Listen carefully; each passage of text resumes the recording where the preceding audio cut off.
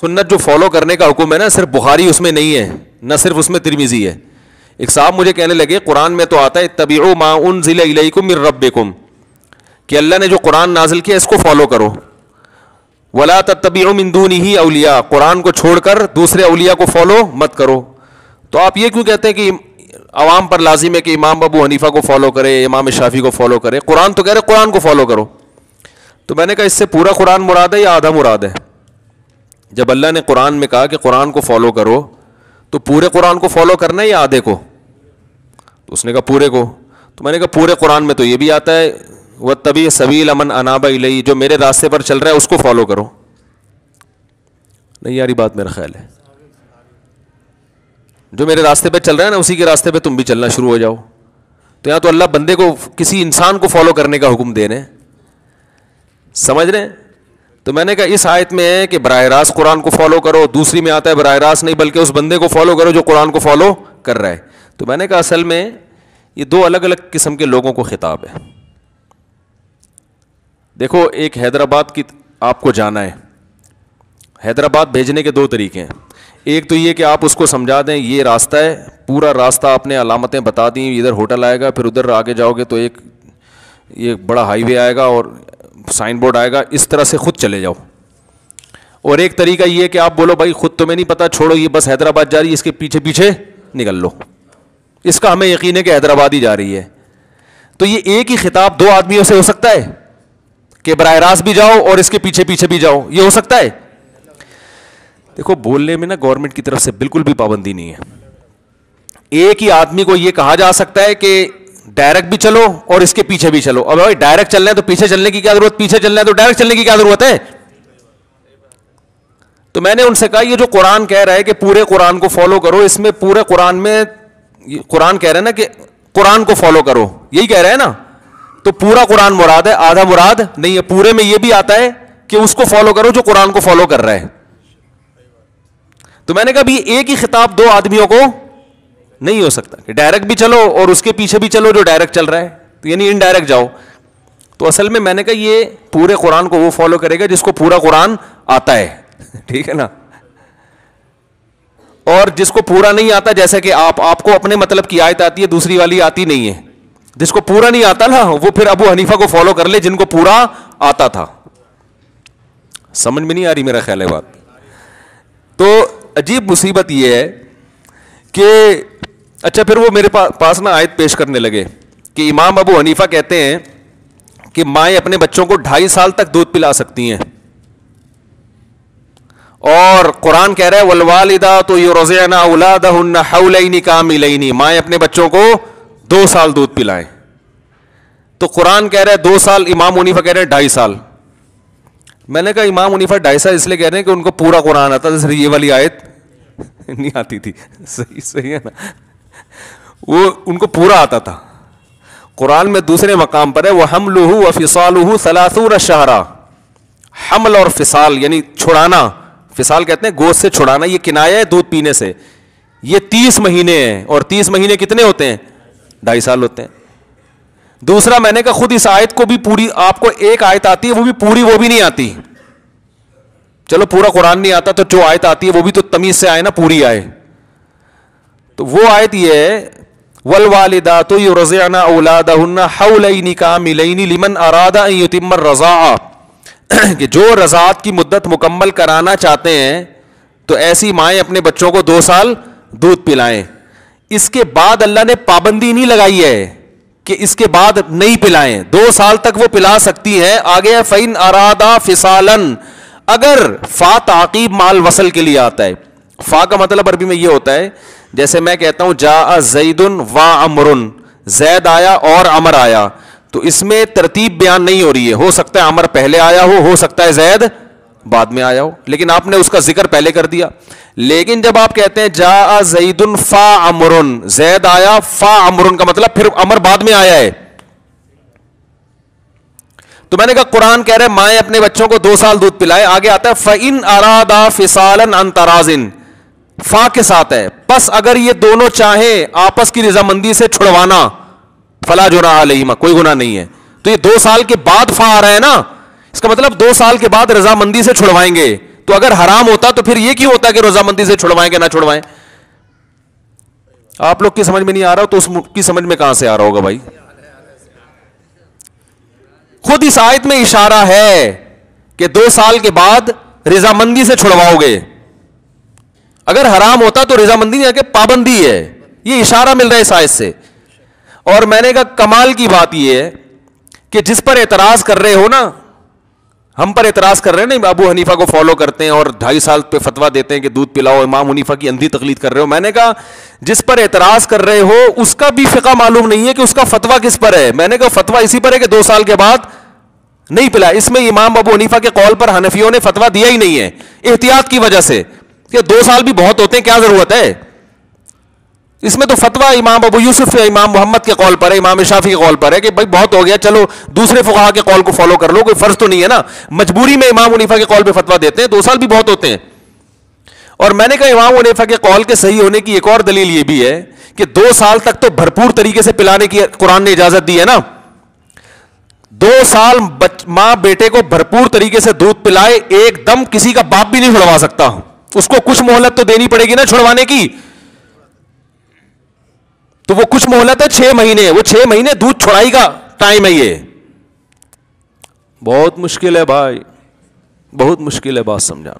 Police کو سمجھانا اب آسان ہو گیا ہے. تو وہ کہتے ہیں 2 سال تک تو بھرپور طریقے سے الاؤڈ ہے, اس کے بعد ایک دم چھڑوانا ممکن نہیں ہے. تو وہ چھڑوانے کا ٹائم ہے, 6 مہینے چھڑوانے میں لگیں گے. لوگ کہتے ہیں حدیث میں آتا ہے لا رضاء بعد الحولین, کہ 2 سال کے بعد رضاعت نہیں ہے. یہ صحیح حدیث ہے.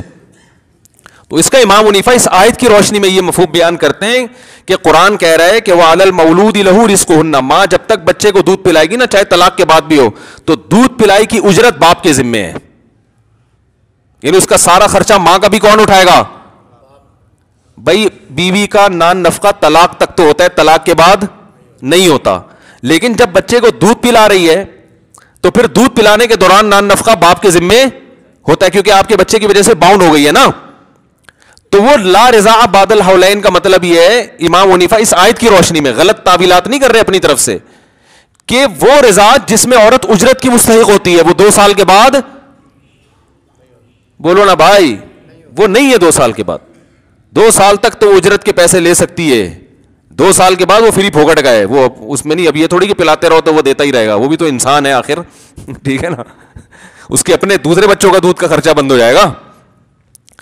تو اس لیے یہ جو لوگ ہیں نا آج کل بڑے اعتراض کرتے ہیں, ابو حنیفہ کا یہ قول قرآن کے خلاف, ابو حنیفہ کے یہ قول حدیث کے خلاف, بخاری, ان کو چونکہ نا ساری حدیثیں معلوم ہے, بخاری کی 2-4 حدیثیں پڑھی ہوئی ہوتی ہیں, یا قرآن کی 1-2 آیتیں معلوم ہوتی ہیں, تو پھر یہ کہتے ہیں ابو حنیفہ کے پیچھے نہیں چلو. کس کے پیچھے چلو؟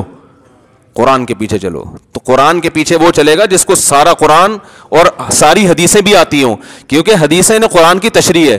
پھر ساری حدیثوں میں یہ بھی داخل ہے کہ حدیثوں کے صحیح اور ضعیف ہونے کا بھی پتہ ہو اس کو, اور صحیح اور حدیث ہونے میں ناصر الالبانی رحمہ اللہ کی تقلید نہ کرتا ہو, خود ریسرچ کرتا ہو.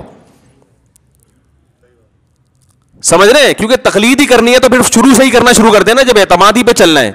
خود ریسرچ کر سکتا ہو کہ کون سا راوی صحیح ہے کون سا ضعیف ہے. حدیثوں میں بڑا تعارض ہوتا ہے. علامہ البانی رحمہ اللہ ہمارے لیے قابل احترام تھے, مگر ان کے بڑے بڑے رسالے پوری حدیثوں کی ریسرچ پر. آپ وہ رسالے تھوڑی پڑھتے ہو, آپ تو کہہ دیتے ہو البانی نے صحیح کہا, حالانکہ بعض دفعہ ان سے غلطی بھی ہوتی ہے, جیسے ہر انسان سے ہو سکتی ہے. وہ حدیث کسی اور محدث کی نظر میں صحیح ہوتی ہے. بعض دفعہ ایسے ہوا ہے ایک حدیث امام حنیفہ کی رائے میں صحیح ہے, آپ کی رائے میں صحیح نہیں ہے, آپ اس کو ضعیف کہہ کے ہمارے خلاف پیش کر رہے ہو کہ ضعیف حدیثوں پہ آپ فتویٰ دے رہے ہو. بھائی وہ آپ کی تحقیق ہے, ابو حنیفہ کی نظر میں یہ حدیث کیا تھی؟ صحیح تھی بالکل. تو آپ اپنی تحقیق ان پہ کیسے مسلط کر سکتے ہو؟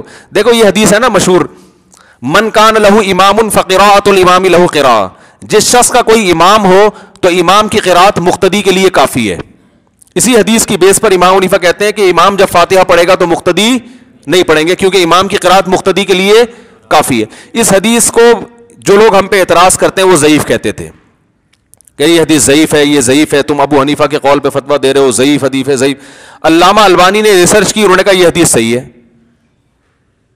تو اب علامہ البانی نے جب کہہ دیا کہ صحیح ہے تو آپ نے مان لیا. امام حنیفہ اس پہ فتویٰ دے رہے ہیں اس حدیث کی بیس پر, صحیح سمجھ کے دے رہے ہیں نا, ان کو نہیں مانا.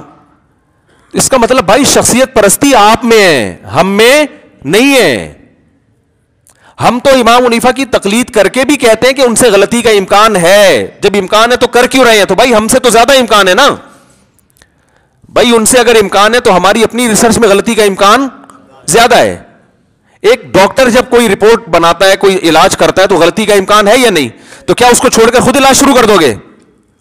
آپ بولو گے بھائی جب اس سے غلطی ہو سکتی ہے, مجھے تو یہ علم آتا ہی نہیں, تو میرے اندر غلطی کا امکان زیادہ ہے. تو بات یہ ہے کہ ڈاکٹر سے علاج کرا کے مر گئے تو اللہ پوچھے گا اس کی غلطی سے تم مرے ہو. تو آپ اللہ سے کہہ سکتے ہیں اللہ میرے بس میں اس کے علاوہ کچھ نہیں تھا. خود ٹیکا لگا کے مر گئے تو قیامت میں خودکشی کا گناہ ملے گا آپ کو. نہیں یاری بات سمجھ. تو امام حنیفہ سے اگر غلطی کا امکان بھی ہے تو اس غلطی میں بھی مجتہد کو اجر ملتا ہے. حدیث سے ثابت ہے کہ اس کے بس میں جو تھا کر لیا, اور آپ کے بس میں جو ہے آپ نے بھی وہ کر لیا, پھر بھی اجر ملے گا. لیکن آپ اپنی اخپل طریقے سے جب تحقیق کرو گے نا, پھر جو آپ 3 طلاقوں کو ایک کہہ کے لوگوں کو حرام کاری کا دروازہ کھولو گے, اور قیامت میں ان قرآن کی آیتوں اور حدیثوں کا آپ کے پاس جواب نہ ہوا جن میں 3 طلاقیں 3 ہی ہوتی ہیں, تو یہ زنا کا گناہ آپ کے سر پہ ہوگا. یہ کس کے سر پہ ہوگا؟ آپ کے سر پہ ہوگا. جو مجتہد کو فالو کرنے والا وہ تو بچ جائے گا ان کے کندھے پہ بندوق رکھ کے, اللہ میں تو ان کو فالو کرتا تھا. اللہ کہے گا کہ ان مجتہد کے برحق ہونے کی تمہارے پاس کیا دلیل تھی؟ یہ آپ سوال پوچھ سکتے ہیں. اندھی تقلید یہ ہوتی ہے کہ جس کے خود کے برحق ہونے کی دلیل نہ ہو آپ اس کو فالو کرنا شروع کر دیں. جیسے دیکھو ایک ڈاکٹر جو پڑھا لکھا ہو, اپنی فیلڈ میں ماہر ہو, گردے کا اسپیشلسٹ ہے, ساری دنیا کی گواہی ہے کہ یہ اسپیشلسٹ ہے, آپ اپنے گردوں کے بارے میں اس پہ اعتماد کرو, تو یہ اندھی تقلید کہلائے گی. اندھی یہ ہوگی کہ ایک آدمی چورن بیچتا ہے اور آپ اس سے گردے کا علاج کرا رہے ہو, وہ جو کہہ رہا ہے اس پہ مان رہے ہو, یہ ہے اندھی تقلید. سمجھ میں آ رہی ہے بات؟ تو ابو حنیفہ امام شافعی کو فالو کرنا اندھی تقلید نہیں ہے. آپ یہ کہہ سکتے ہیں کہ اس کی کیا دلیل ہے, کون سی حدیث میں آتا ہے کہ امام ابو حنیفہ تو پڑھے لکھے ہوں گے, مجتہد ہوں گے. ایک صاحب مجھے کہنے لگے اس کی کیا دلیل ہے کہ امام حنیفہ مجتہد تھے؟ میں نے کہا اس کی کیا دلیل ہے کہ امام بخاری محدث تھے؟ اس کی کوئی دلیل ہے؟ بھئی یہی دلیل ہے کہ امت نے گواہی دی ہے, تو یہ امت معصوم عن الخطا ہے من حیث الامہ. یہ امت من حیث الامہ غلطی پہ جمع نہیں ہو سکتی. جیسے اس امت نے اس بات کی گواہی دی کہ حدیث میں امام بخاری امام ہے, امام ترمذی امام ہے, امام نسائی محدث تھے, تو اسی طرح اس حدیث نے اس کی بھی گواہی, اس امت نے اس بات کی بھی گواہی دی ہے کہ فقہ میں, فقہ کہتے ہیں قرآن اور حدیث کو سمجھنا, اس سے مسائل نکالنا, اور یہ جب ہی ممکن ہے جب قرآن و حدیث آتا بھی ہو. جس کو فقیہ کہہ دیا وہ محدث, تو اس کو مان لیا آپ نے پہلے. یہ محدث سے اوپر کی چیز ہوتا ہے فقیہ, سمجھ رہے ہیں؟ کیونکہ حدیثوں کا علم تو ہے, اس کے بعد مسائل کی تحقیق تو وہ کرے گا نا, اس کو قرآن حدیث آتا بھی ہو, نہیں آتا تو بیچارہ تحقیق کرے گا کہاں, کس چیز پہ کرے گا ریسرچ؟ تو حلوہ وہی بنائے گا جس کے پاس چینی اور آٹا دال ہو نا. چینی ہے نہیں, آٹا نہیں ہے, کچھ بھی نہیں ہے, حلوہ بنا رہا ہے, بنا سکتا ہے. تو اسی طرح جس کو حدیثیں آتی ہیں, قرآن آتا ہے, وہ تحقیق کر کے مسائل نکالتے ہیں. یہ اوپر کی چیز ہے, یہ ایک اسٹیپ آگے ہے. اس لیے مجتہدین کا مقام محدثین سے زیادہ ہے. امت نے مسائل میں مجتہدین کو فالو کیا ہے, محدثین کو فالو نہیں کیا. اس کی بڑی دلیل آپ دیکھو, امام ترمذی کے استاذ ہیں امام بخاری. امام ترمذی جب مسائل کا ذکر کرتے ہیں نا, مسائل کا کہ اس مسئلے میں فلاں کی یہ رائے, تو کبھی امام بخاری کا نام نہیں لیتے کہ امام بخاری کی اس مسئلے میں یہ رائے ہے, کیونکہ ان کو اعتراف ہے کہ امام بخاری اس فیلڈ کے نہیں ہے. جب حدیث کے صحیح یا ضعیف ہونے کی بات کرتے ہیں پھر امام بخاری کا حوالہ دیتے ہیں. نہیں آئی بات میرا خیال ہے, پھر امام بخاری کا حوالہ دیتے ہیں کہ ان کی یہ رائے ہے اس حدیث کے بارے میں. تبھی امت نے جو فقہ مدون کیا وہ مجتہدین کا کیا. آپ کو فقہ حنفی ملے گا, فقہ شافعی ملے گا, فقہ مالکی ملے گا, فقہ حنبلی ملے گا, فقہ بخاری نہیں ملے گا, فقہ ترمذی نہیں ملے گا, فقہ نسائی بولو نا بھائی نہیں ملے گا. یہ امت گواہی, یہ میرا, یہ ہماری دکانیں نہیں ہیں. لوگ کہتے ہیں دکانیں چمکا رہے ہیں, یہ امت نے کیا یہ کام. جیسے امت نے امام بخاری کو محدث مانا, تو اسی طرح امت نے ان چاروں اماموں کو فقیہ مانا. ایک مسئلہ رہ جاتا ہے, پھر ان میں سے کسی کو بھی فالو کر لو, ایک کو کیوں؟ تو ایک کو فالو کرنے کا حکم اس لیے جاتا ہے تاکہ خواہش اور نفسانی خواہشات کا دروازہ بند ہو. بعض چیزوں سے شریعت نے صراحتاً نہیں روکا, لیکن ان کاموں سے روکا ہے کہ یہ چیزیں آپ کو اس کام کی طرف لے جاتی ہیں. سمجھ رہے ہیں؟ ایک فقہ کو فالو کرنے کا اس لیے حکم دیا جاتا ہے کہ خواہشات کا دروازہ بند ہو جائے. ورنہ آپ جس فقہ کو چاہے فالو کریں, اگر آپ احتیاط والے پہلو کو لینا چاہیں تو بہت اچھی بات ہے. یہ چیز اس فقہ میں حرام ہے, اس میں حلال ہے, تو حرام والے کو لے لیں. کس نے منع کیا آپ؟ اس پر تو کوئی بھی عمل نہیں کرتا, گنجائشیں نکال رہے ہوتے ہیں. تو یہ گنجائشیں نکالنے کے لیے منع کیا جاتا ہے. برحق سب ہیں, لیکن فالو کس کو کیا جائے گا؟ ایک کو کیا جائے گا. تو یہ باتیں ہیں, باتیں صحیح ہے نا, قرآن و حدیث کی باتیں ہیں, لیبل ہے. حقیقت میں جتنا قرآن و حدیث کو مجتہدین نے, ابو حنیفہ, شافعی, مالک, احمد بن حنبل نے سمجھایا نا, تبھی تو امت نے فالو کیا ہے. اتنا میں اور آپ نے نہیں سمجھا. امام بخاری نے حدیث کی صحت اور ضعف کو جتنا سمجھا, اتنا ہم نے نہیں سمجھا. تبھی امت نے صحیح اور ضعیف ہونے میں امام بخاری کو فالو کیا.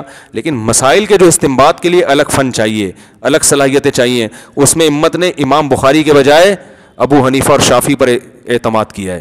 سمجھ رہے ہو؟ تو امام بخاری بھی ہمارے سروں کے تاج ہیں, مجتہدین بھی ہمارے سروں کے تاج ہیں. جیسے بھائی جو کڈنی اسپیشلسٹ ہے وہ بھی ہمارے سر کا تاج ہے, جو ہارٹ اسپیشلسٹ ہے وہ بھی ہمارے سر کا تاج ہے. لیکن کڈنی کا علاج ہارٹ اسپیشلسٹ کے پاس نہیں جائیں گے, اور ہارٹ کے لیے کڈنی والے کے پاس سر کا تاج ہونے کے باوجود نہیں